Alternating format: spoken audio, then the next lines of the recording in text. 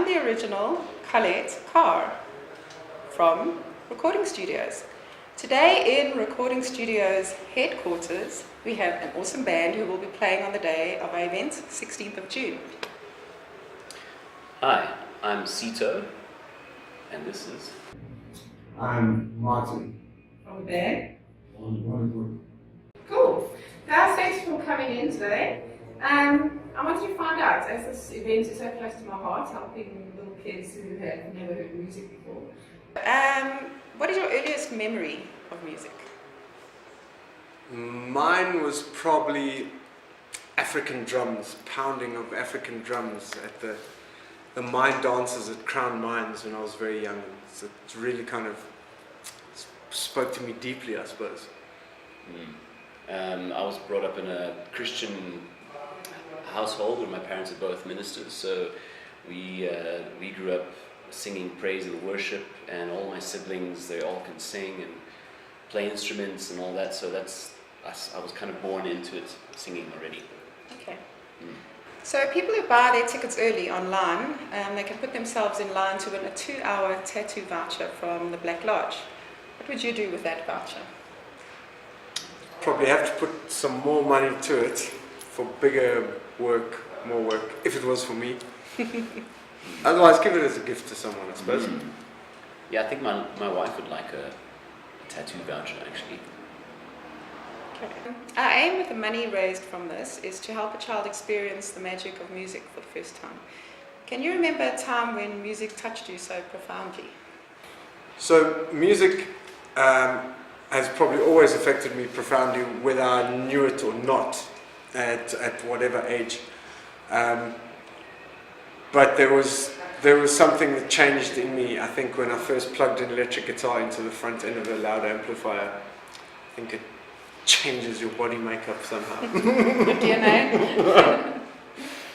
Yeah, when I started listening to worldly music, U2 were like my window drug band, and I just got obsessed with them. Rattle and Hum, Joshua Tree, and I would just play along to the songs with my mom's Spanish guitar, just play along and pretend to be Bono. That's why you're helping this charity cause. Yeah, of course. Okay. Bono complex. So you guys were in China recently, and I'm sure with frustration with the language, you were able to understand what it's like for a little deaf child not being able to communicate, and you can understand what that frustration is like. Can you tell us a little bit about that? I think it's a very humbling experience going into a country where they don't speak your language at all, and trying to communicate and looking at the signs and everything else. We were very fortunate to have a lot of English-speaking students as minders, so they were sort of looking after us all the time, which is very, very cool. But if any of us had gone astray, we would have been totally lost. And then Martin's got a great story about that with somebody who told her name. Yeah, in China, my assistant, my language assistant, who I was granted for a few days, told me on the first day that when we were introducing ourselves that her name was Wakey. So I was fantastic, because I'm from Wakefield in England. So I was explaining to her, oh, this is my hometown, and we don't call it Wakefield, we call it Wakey, and this and that and the other. And so it was Wakey, Wakey, Wakey for days, and then at the airport on the way home, she wanted me to sign something with a typical beautiful Asian efficiency. She wrote her own. Wrote her own name down on the piece of paper so I could just sign for her. And lo and behold, as I looked at the name, her name was Vicky, not Wakey at all. So the communication thing is quite a thing. But yeah, it's a good one. Okay, so winning this gold for us in China, or for us, I'm just jumping Yeah, of course. Yeah, of course. for South Africa. Tell us about that. Yeah, it was a completely surreal experience, and I always compare it to a movie, like a Cool Runnings or something like that, where we're representing South Africa against 14 other countries, and they all have different kinds of bands. They're like indie and jazz and traditional, and there was all sorts of stuff. And I remember feeling quite nervous after watching this one act who were from Georgia, the country. They were like the Moscow Circus, so they had traditional instruments, and they were going at it, all singing, and then about I don't know, 6 of them doing like flick flacks and Sword fighting, Sword dancing, fighting. and acrobatics. It was like how the hell do you compete with that, you know? But when we won it, it was nothing can really describe that experience and that feeling. It was just unbelievable, and we'll never forget it. joyous occasions. Okay, Rising Sun. We love this album. How has the public reacted to it? We've had great response from public and press and bloggers alike.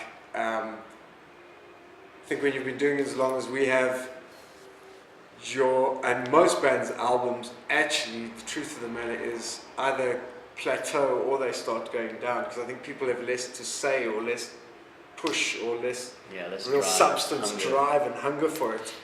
And we hadn't had an album for 7 years. Anyway, Rising Sun was a wonderful way to, I suppose, reintroduce people to us, and even for us, just having an album that's been so well received by people at this stage in our career, and we know it's a good one.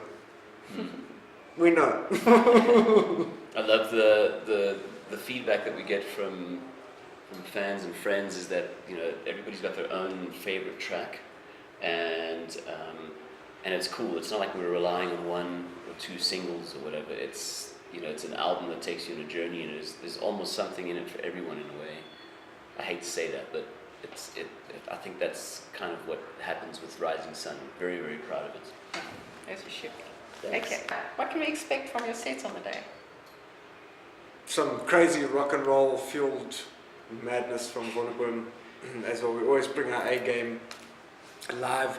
That's where we really kind of shine. And yeah, we'll make sure you have a fine rock and roll day. Yeah, as Martin would normally say, we always play like it's our last show or our first. So see, I like to keep it on the edge like I don't that. want lots of mistakes. Like okay, and then if we can just give a shout out to the fans to tell them why you need to be buying tickets to this event and why you need to be supporting this cause. Please just take 5 minutes, block your ears, and try watch your favorite TV show with no subtitles. It'll give you enough reason to come down to this event and support. Yeah, I think the cause is strong enough, you know, I can't imagine not being able to listen to music, let alone not being able to listen at all. So if you just think about that, maybe that'll compel you to come. It'll be fun anyway, so come and have a jaw with the best bands.